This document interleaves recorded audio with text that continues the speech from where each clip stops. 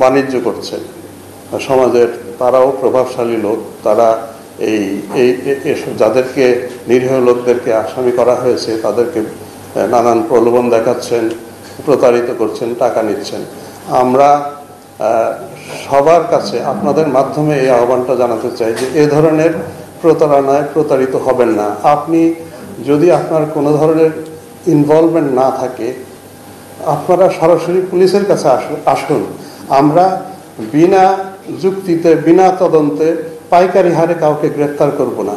নাম থাকলেই গ্রেফতার করে ফেলতে হবে, এটা কিন্তু আইনেও নাই।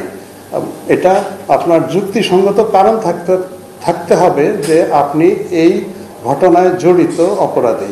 আদারওয়াইজ একজন পুলিশ অফিসারের আইন অনুযায়ী কখনোই এটা গ্রেফতার করার কথা নয়। তো আপনারা যারা, আমি মনে করি আপনাদের মাধ্যমে এই আহ্বানটা জানাই, যারা নিরীহ এবং মনে করছেন যে কোনো ধরনের ইনভলভমেন্ট নাই, তাদেরকে হয়রানি করার জন্য এই মামলা দেয়, অনুগ্রহ করে আপনারা এগিয়ে আসুন।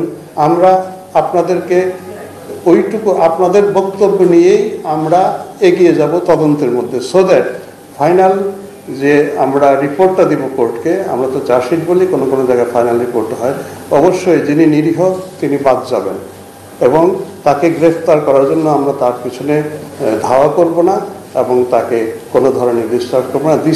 এটাই হচ্ছে আমাদের এখনকার কার্যপদ্ধতি। এখন আমরা আপনাদের সহযোগিতা চাই, এটা যেন বাস্তবায়িত হয়।